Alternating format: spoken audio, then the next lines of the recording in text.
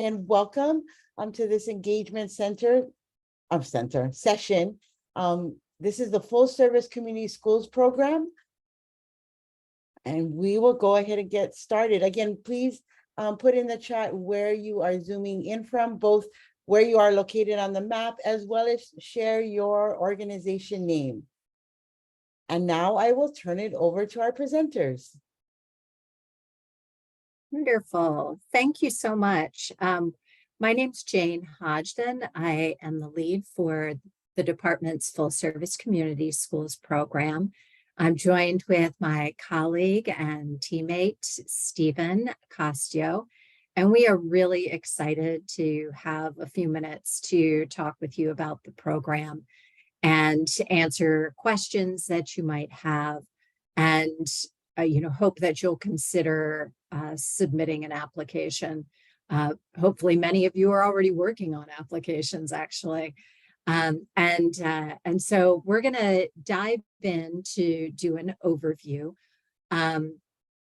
The slide deck is a little bit wonky, and so we know it might be a little hard to see. We will make sure that you have access to a set of the slides after the presentation, and we invite you to submit your questions through the chat. There will be plenty of times that we pause and we'll figure out like if folks are going to come off mute and ask questions with audio, or or if we stick to the chat, but would love for this to be a pretty engaged conversation. All right, so we're ready to take it to the next slide. Let's see. Stephen, are we using the same set of slides here? Maybe. Does that one work of going to the overview? Yes. Yep, absolutely. All right, so we want to start high level with kind of a big overview of the 2023 funding opportunity. We received $150 million for the program this year. That is an immense increase. It's double what we had last year, which was more than double what we got the year before. So there's been tremendous growth in the project and in the approach of community schools. This year, we have just under $74 million that we'll use to make new awards. We had estimated the number of applications that we would receive across absolute priorities at 300, and that our estimated number of awards would be 45 across those absolute priorities.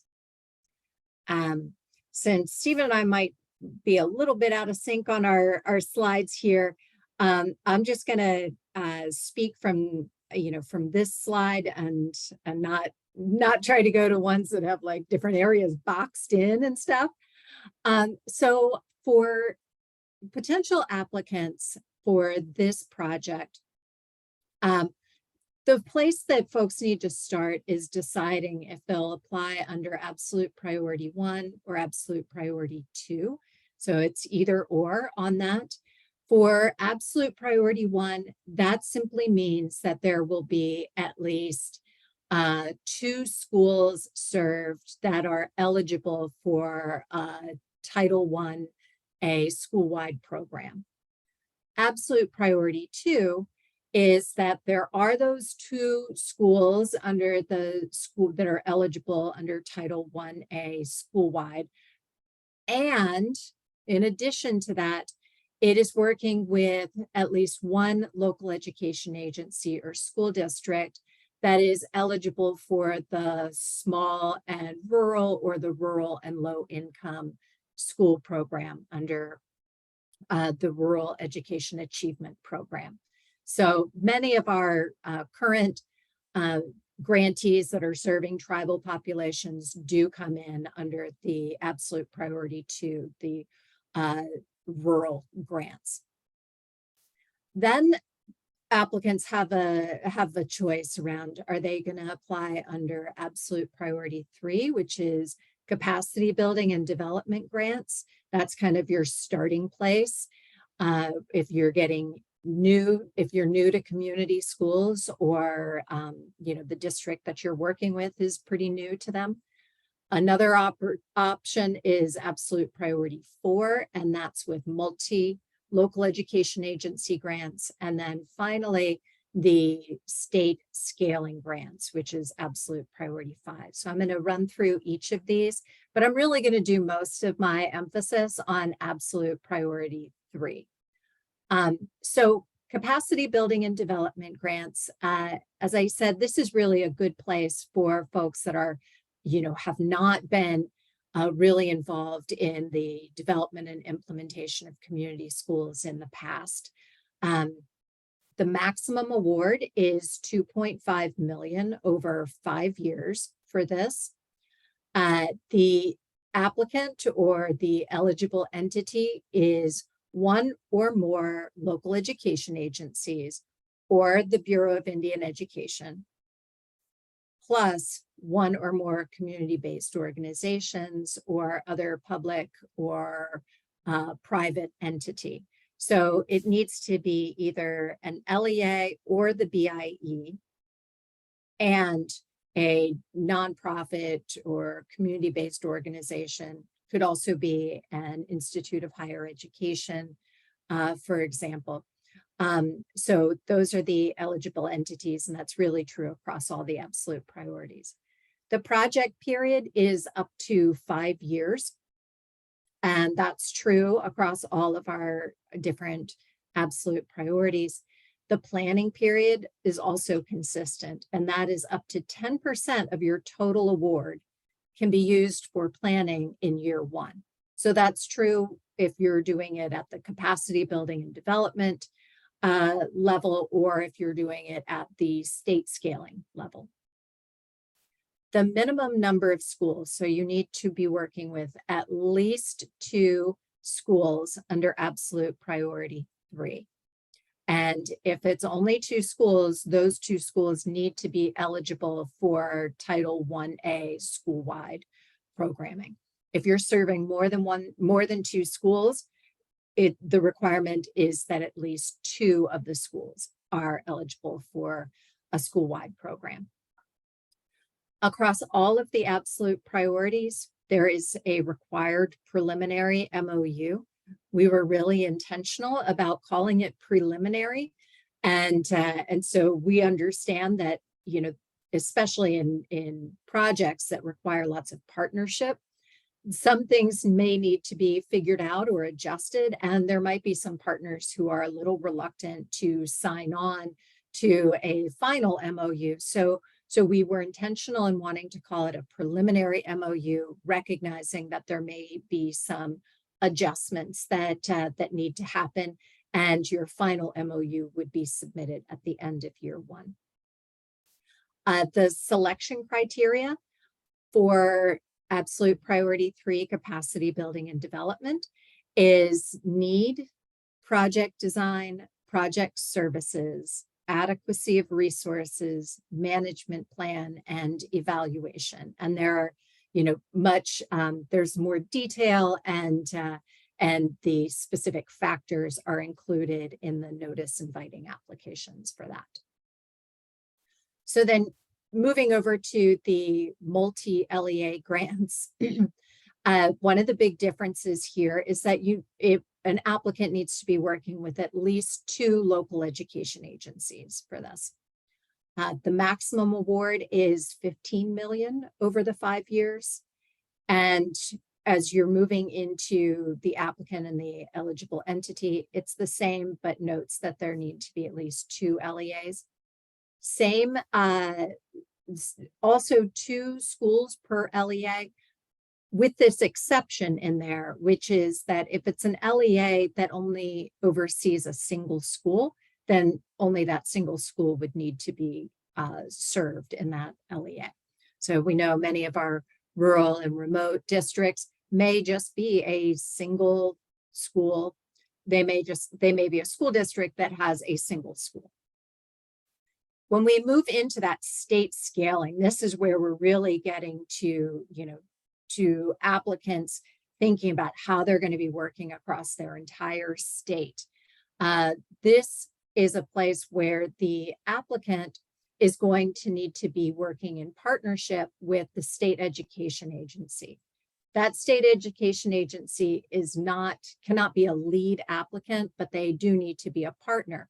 And it's in working with that SEA that the applicant will determine the number and the percent of LEAs that they will work with across the state. We did not set a minimum or a threshold. It's so varied across the nation around how states are structured and the number of LEAs they have, et cetera. So we really wanted that to be a decision point that is made more locally. The maximum award for the state scaling grants is $50 million over the full 5 years, and still can, do some planning as well. So if you're talking about 10% of 50 million, that's a good bit of money to be able to really get very intentional in your planning. The number of schools will depend on the number of local education agencies that participate.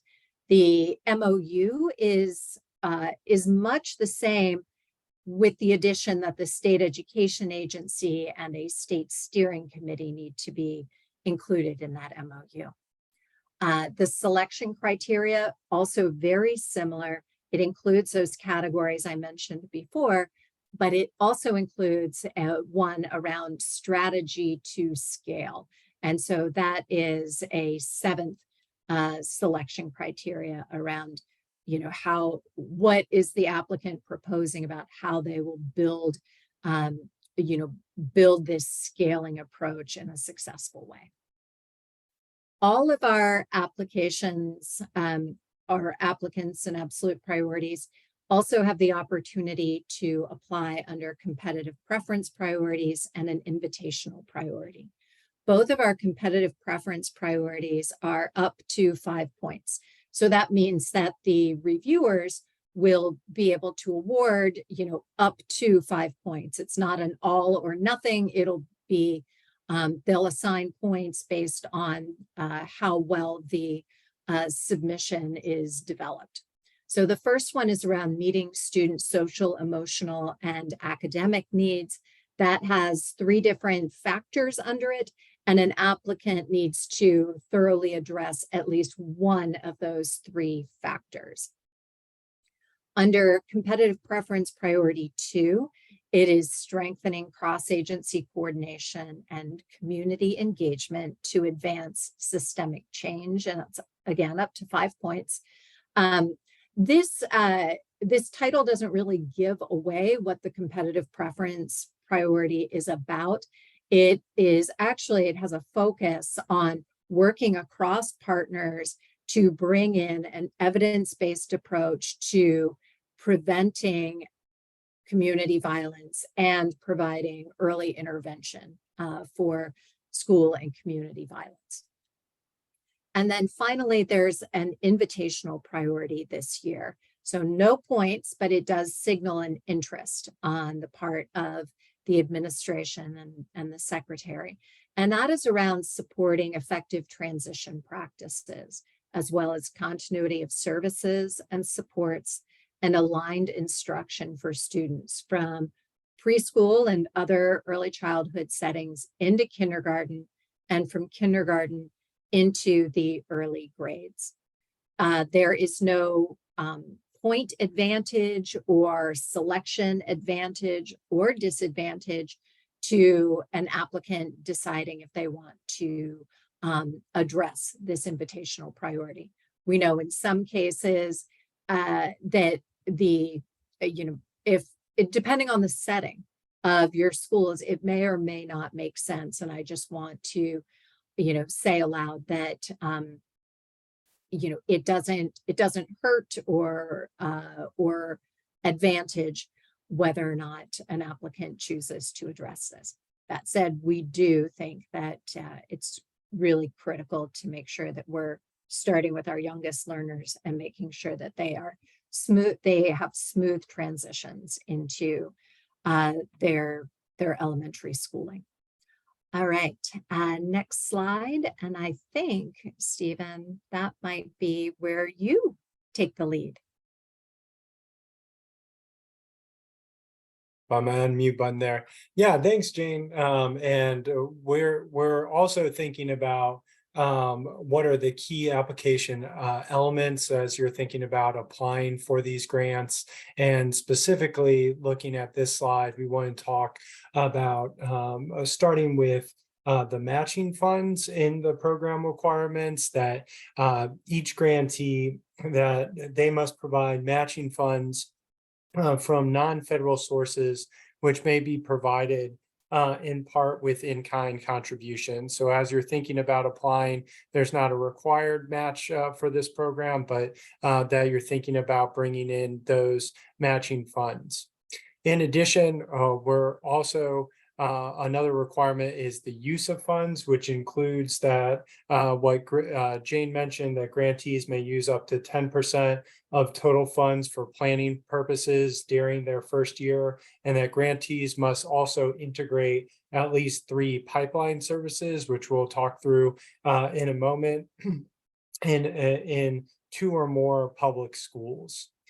Another program requirement is an independent evaluation, that grantees must conduct an annual evaluation and make results publicly available and use those results to improve their activities and their implementation. The next piece, which is unique for the current round of applications, is that our fiscal year 23 grantees will be part of a national evaluation. And so each grantee must participate in a national evaluation that assesses the implementation of the full service community school grant program. So it's not a randomized controlled trial, but would be part of an implementation study. And then finally, Jane also mentioned how this plays in terms of the preliminary MOU, but grantees also must have a final memorandum of understanding. And specifically, grantees must submit a final MOU among all their partner entities at the end of their first year of a grant. So going back to the idea of, we recognize that once the grants are given out, there may be some adjustments that need to be made. There are other partners that you want to bring in. Jane already talked through the competitive priorities, so I'll move on to the selection criteria and what as your applications, as hopefully you all apply, move to the peer review process. What are the different aspects that those peer reviewers are going to be looking at? And the first one focuses on needs. And so that is that you're putting forward a clearly and definitively demonstrated need for the full service community school program project, and what targeted populations that the grant program will serve. The next aspect looks at program design, and that is intended to reflect relevant evidence-based findings and include a high quality plan for implementation, that you're using appropriate evaluation methods and working with that independent evaluation, and also developing a logic model. We can share an example of what that could look like, of bringing in the different aspects of the program in a unified theory of action. The next part is around project services. So specifically looking at project design, operation, that reflects a diversity of perspectives. So students, families, youth, educators, and other community leaders, that their viewpoints are brought into the implementation and design. And then the next component is the adequacy of resources, of ensuring that your plan has a full-time community school coordinator at each school, or that there's a plan to put one of those coordinators in place, and describes how that position will plan, integrate, coordinate, and sustain services at each school as a part of the grant. The next selection criteria is the management plan. And this specifically looks at including a broadly representative consortium that works with diverse stakeholders to achieve objectives on time and within budget, and that includes clearly defined roles and responsibilities as a part of the grant, timelines and milestones. So as you think about the 5-year implementation, how are you thinking about adding pipeline services or incorporating different programs, different personnel as a part of the grant? And the last two pieces here, the last one that's applicable across all of the absolute priorities that Jane described is the project evaluation. So that's ensuring that you have methods of evaluation that are thorough, that are feasible and appropriate to provide valid and reliable performance data to assess your progress in implementation. And then only for the absolute priority 5 grantees, that's where the selection criteria will include looking at a strategy to scale, that there's a demonstrated commitment to and strategy to scaling full service community school implementation. So that's a bit about the program requirements and selection criteria. Another key component are the pipeline services that I mentioned on the previous slide. And these come from the Every Student Succeeds Act. We know that they're going to vary from school to school, from program to program, but these are essential elements to build into your thinking around program design and implementation. Often, we as a program, we'll talk about a 3+2, where you have at least 3 pipeline services, and then over the course of the grant that you're adding 2 of those pipeline services. And as you can see on this slide, those pipeline services start at birth. So those include high quality early childhood education programs, and then they span through post-secondary education supports. So they also include high quality school and out of school time learning and programs, support for a child's transitions either to elementary school or from elementary to middle or middle to high school. And that can include workforce readiness, assessments, and post-secondary transitions as well. And then there's also family and community engagement as a pipeline service, which may include engaging and supporting families at school or at home, of really engaging families in the success of students in the schools. The next pipeline services are activities that support post-secondary workforce readiness, and those could include job training or internship opportunities or career counseling.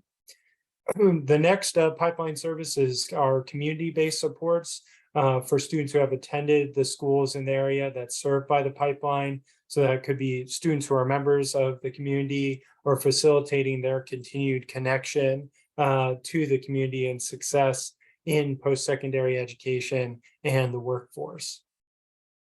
Another pipeline service focuses on social health, nutrition, and mental health supports and services. And the final one looks at juvenile crime prevention and rehabilitative services.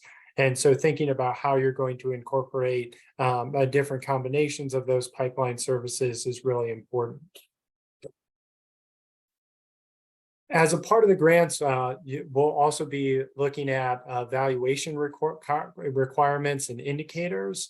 So our current set of grantees are looking at the 14 different required indicators that are on your screen. And the idea behind these is really to think about implementation as not just outputs, but thinking about continuous improvement as a part of the grant. So you can see on the left side here, there are 7 different indicators that can be collected largely through administrative methods. So those include the provision of services, how many individuals, community members, and students you're serving.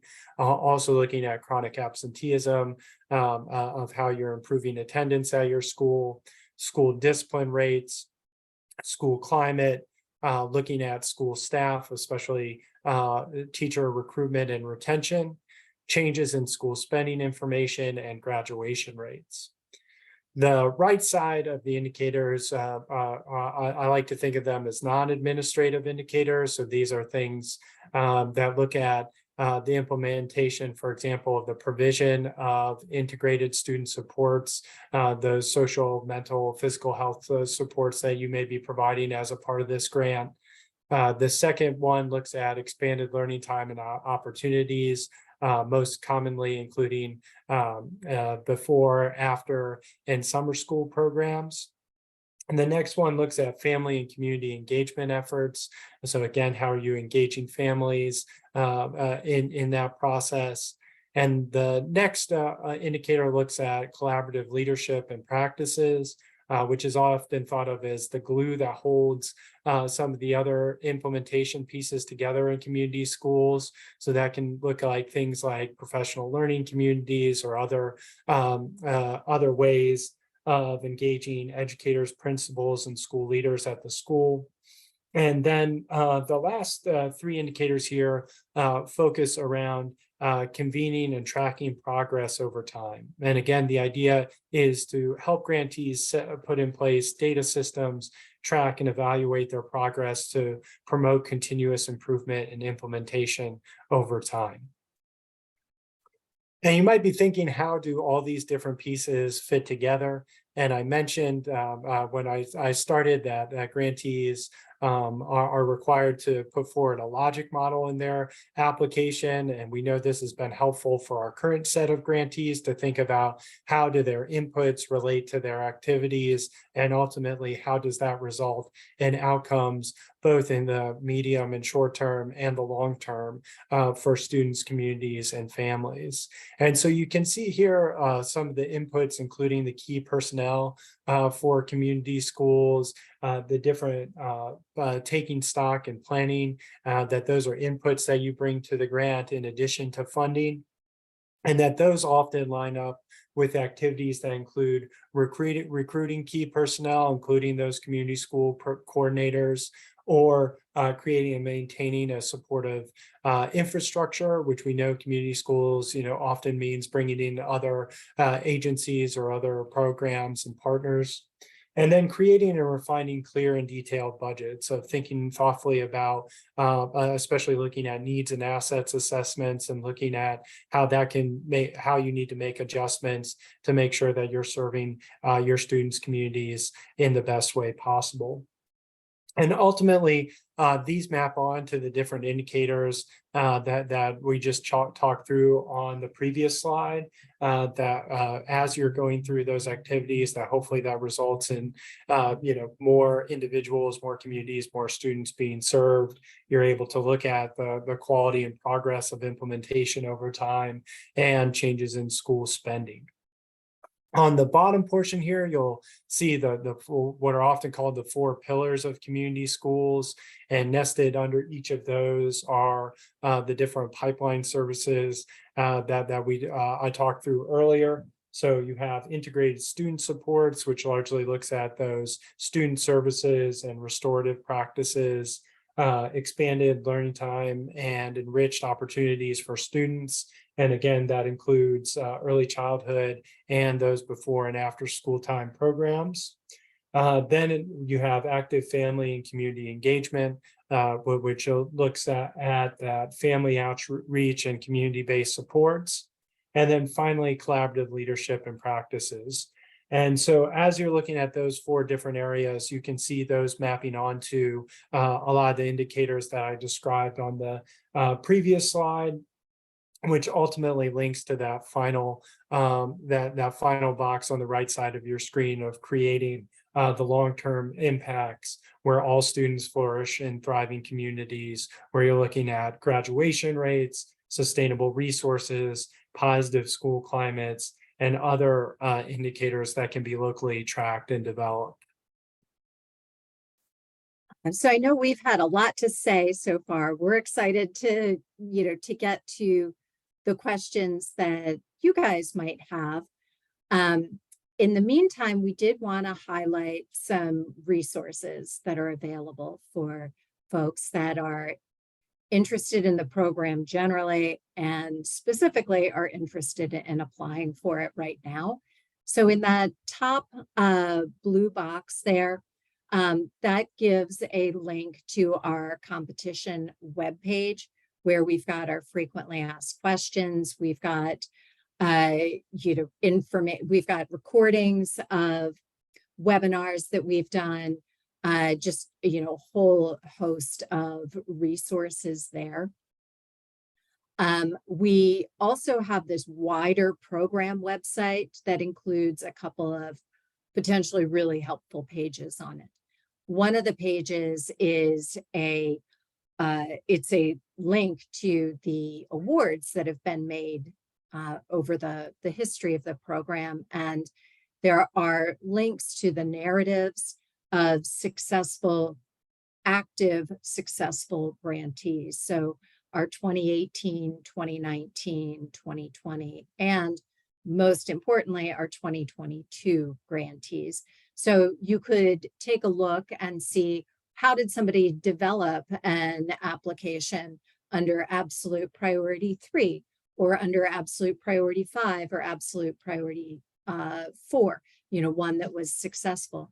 You can also take a look to see, are there successful grants from the state or, in proximity to where you are. So for example, I saw that we've got some folks from Alaska, we've got some folks from New Mexico, and we have grants in both of those states. And so you'd have an opportunity to see what folks had been proposing to do in Taos, New Mexico, or in, I think is it Dillon City School District up in Alaska, or the Association of Alaska School Boards, who's working with a few different LEAs. And then the other thing that you may find helpful, I want to put my thumb on the scale and say, I know it's helpful, is we also have a general community schools resources page. And so that's a place where somebody could find more information, sometimes not written in, government ease. And so it's, there are some links and some resources that are just, really rich from external organizations that have been doing work in community schools for years and years and years. And some of those organizations are really providing a lot of support to current applicants as well. And then finally, really important to highlight is some of the key dates. So the application became available on June 7th, and we did request that folks submit a notice of intent to apply. Those came in on July 7th. So the intent to apply is closed, but it was not required. So very optional. If somebody did not submit an intent to apply, they are still welcome to submit an application. If they did submit an intent to apply and some things have changed, maybe they want to apply under a different absolute priority, or, whatever it might be, then, I guess what I'm really trying to say is, please don't let that stop you if you didn't submit an intent to apply, but are still interested. The applications are due on August 8th, and it is, of course, through grants.gov, which I'm sure most of you are very familiar. And so I know I did see that we got at least one question here. So, all right. So the question about Bureau of Indian Education. So actually, the Bureau of Indian Education itself is an eligible applicant.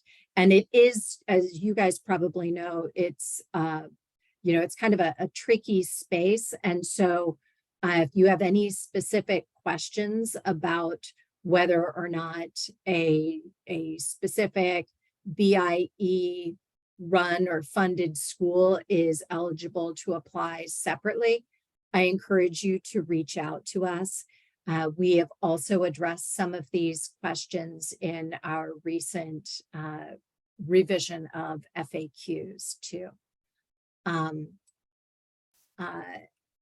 And so if there is community and schools in your local school, would it be possible for us to apply? Absolutely.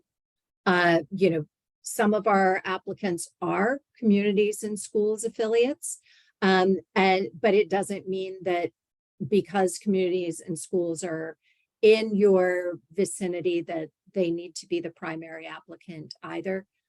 Ideally, folks are coordinating, but when we get to the eligibility side and the yes/no questions, that does not, it doesn't hinder your eligibility, whether or not there is communities and schools or there is not. So by all means, you could still apply.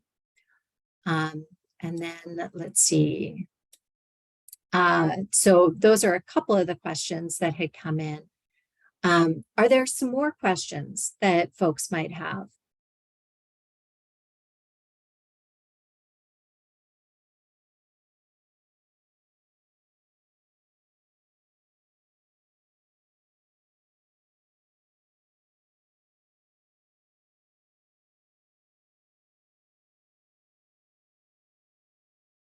I'm kind of curious if there are folks that are already working on applications. So, you know, if you are already working on your application and planning to apply, you know, would love to know that. Is there anybody out there that is working?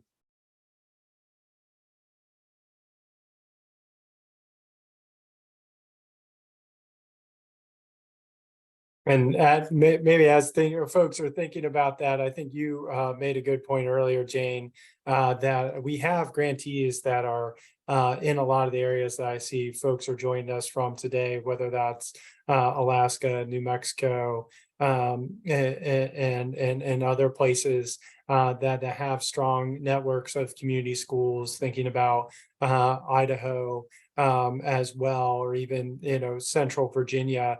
And so it might be helpful to learn from the different networks and community school partners that are there, because as Jane mentioned, you know, a lot of our applications, depending on the absolute priority, come with districts partnering with one another, or even having conversations with an SEA or other district leaders to put together an application. So flagging that can help as well. And glad to see that we've got at least one person writing an application from Oklahoma. So excited to hear that.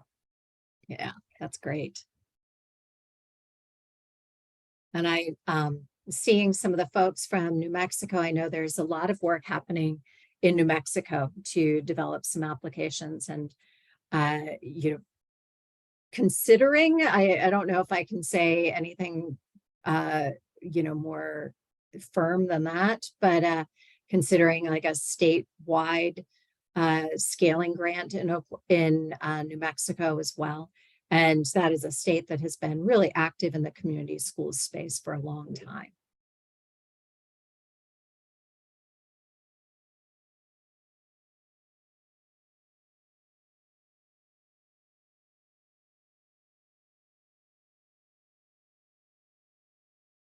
One other thing that, you know, Stephen, maybe we could, if I share my screen, I'd just like to show folks where we have some good resources here.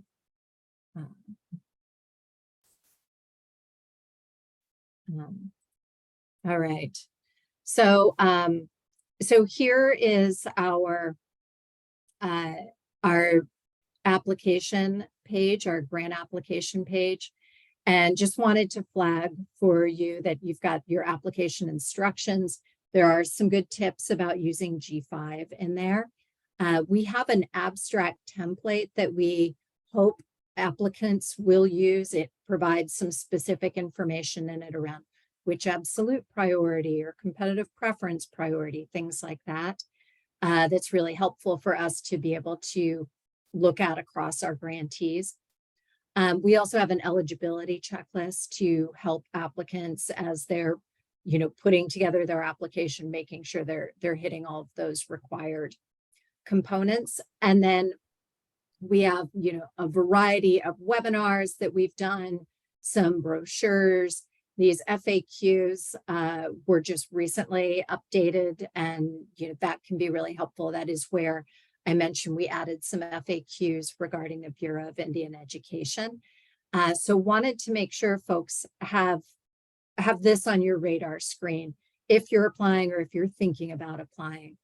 I also mentioned that we've got a page with all of the grant awards on it. And so that is here, and you can actually see over to the right side, there are some PDFs that are linked where you can see the abstract, but then even more helpful is the project narrative that folks submitted. So I can't encourage folks enough to take a look at these. I feel like an example is worth so much more than anything that somebody can share with me. And then we also have, let's see, we've got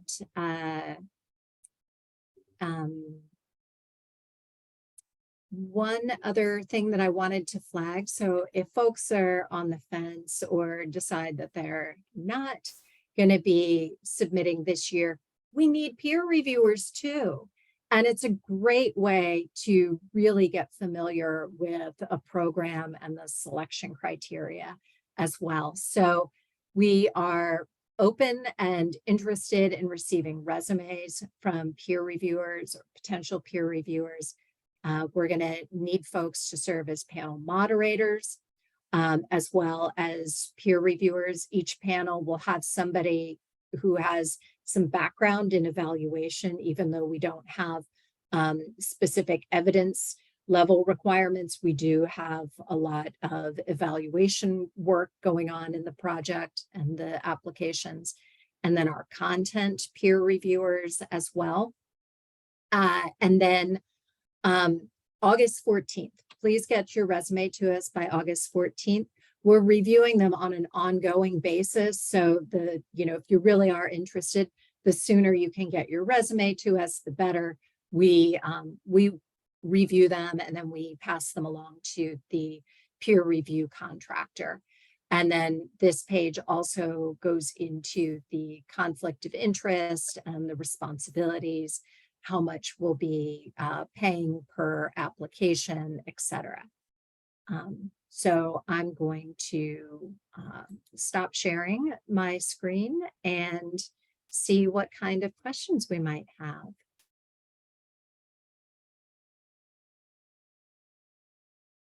And appreciate you sharing all those resources, Jane. And just want to flag that those links are in the chat. Those are also on our program website. So hopefully relatively easy to see there. And then as Jane mentioned earlier, we have gotten some great questions to our team. And so if you have a wonkier question about your particular application, you can always send those to our program email, which is FSCS@ed.gov. And so put that in the chat as well. So if there are things that you think of after this webinar, feel free to reach out to us there. Yeah, that's great. Thank you, Stephen.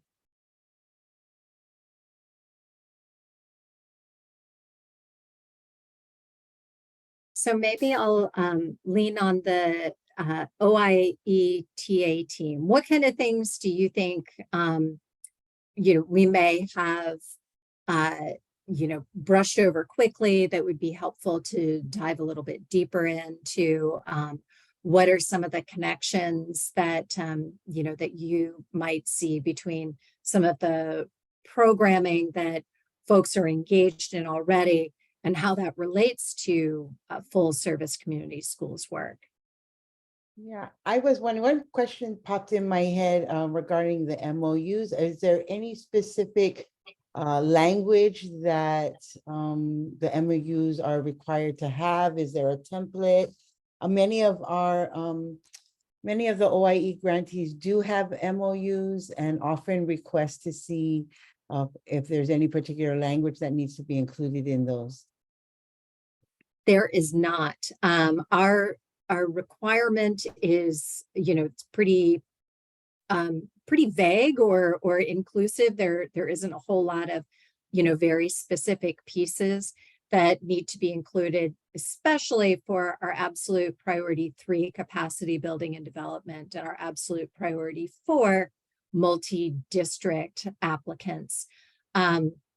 Essentially if you like toggle between what the requirements are and the FAQs that we have, so I'm going to braid those two together to say, the requirements are pretty light, but some of the things that we do encourage people to do are, it's ideal to have a single MOU. We'll accept it other ways, right? But it's ideal to have a single MOU so that partners can really see what each other are doing, as for awareness and for accountability as well. So we think that's a great practice. One of the questions that we got, that we've gotten in the past has been, do they have to be signed? Because that can be challenging. Or does it have to be, like everybody is signed on the exact same version, or et cetera. Our answer to that is that, from a requirement, so getting into the peer review, it's not required that it is signed in order to go into peer review. However, if I put on a hat of a peer reviewer and I'm trying to think about, is there really commitment to this? One of the ways that a reviewer might understand that there is commitment is seeing that an organization has signed the MOU. So I think that's an important distinction between what's required versus what is likely to be high quality or rated as high quality. Under the absolute priority 5, that's the state scaling. Those applications also need to include a state steering committee. And so that needs to be described in the MOU. We also encourage folks to just go ahead and include the written commitment of the state education agency in the MOU, but it can also be something that is separate. It could be a separate letter of, commitment to the project. And then I'll use that to riff for a second and say, our preliminary MOU really is a written commitment. And so a written letter and signed letter of commitment is definitely sufficient for eligibility purposes. Awesome. Thank you. I had another question that popped in my head that maybe questions that some of our grantees may have. So a lot of this is really centered around LEA and SEA. Do TEA qualify as like an LEA, or does it have to be a local educational? You said TEA. What does that mean? Tribal. Yeah, so it's the same as an LEA, except that the T is tribal. So they often work with a variety of schools, much like an LEA, but through the tribal government. Okay, so would that be kind of in the aligned with the structure of the Bureau of Indian Education? Yes. Okay, then yes, that would be eligible. Yeah. Okay, awesome. Now, just to clarify though, TEAs who are working with LEAs that are not working with BIE, they would not qualify. Well, actually, because it's pretty wide open for full service community schools, they would. Okay. Because the lead applicant can be an LEA or the Bureau of Indian Education, or it can be a nonprofit, a community-based organization, an institute of higher education, or even a private entity. So just about anybody can be a lead applicant.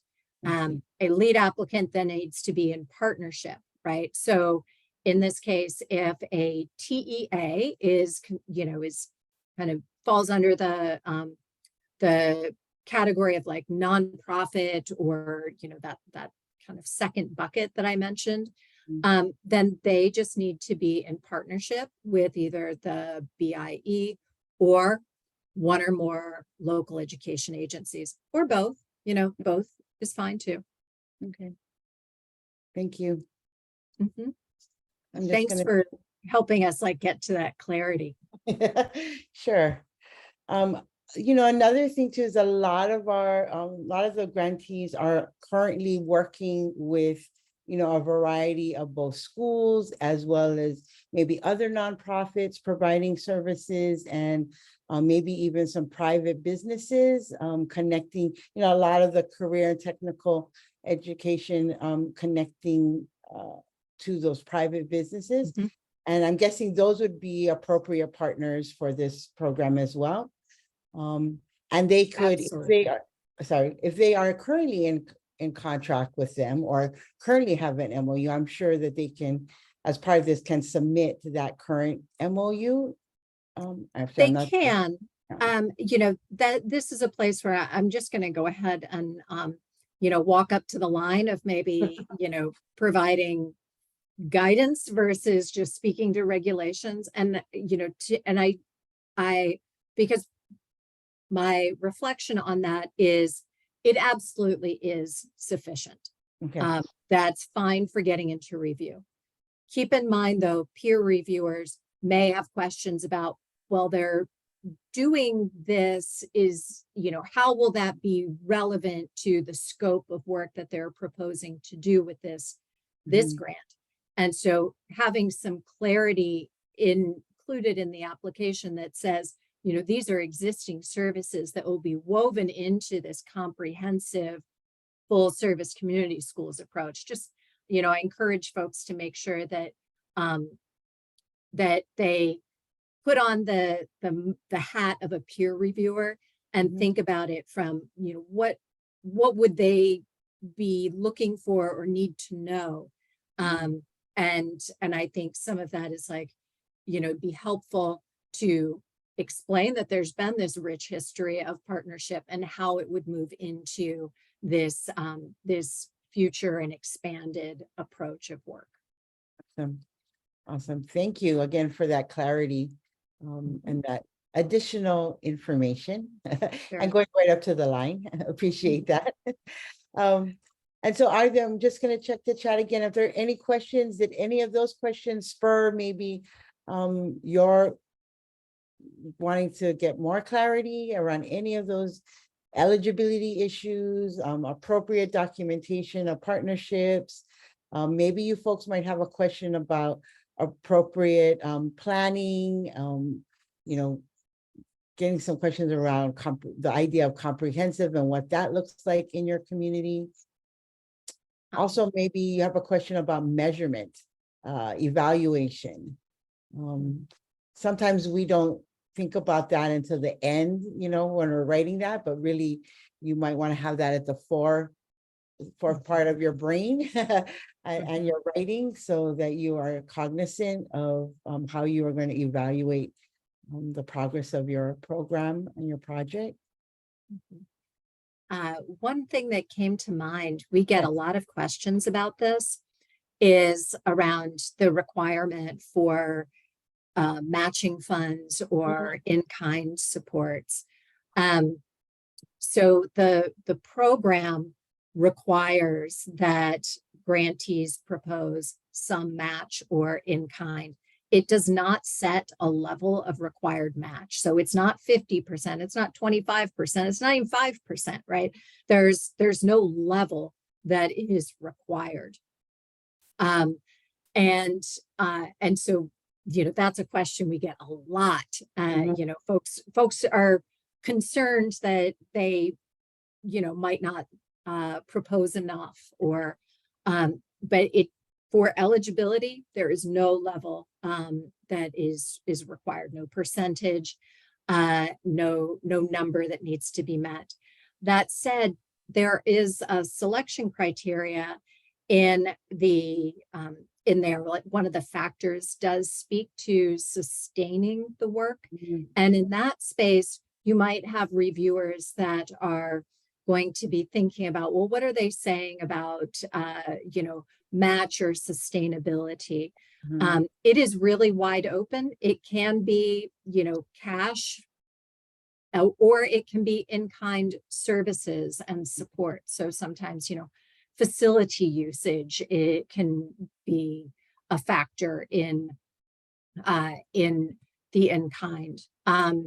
The other thing that, especially given our conversation about Bureau of Indian Education, most of our applicants cannot use federal funds as part of their match.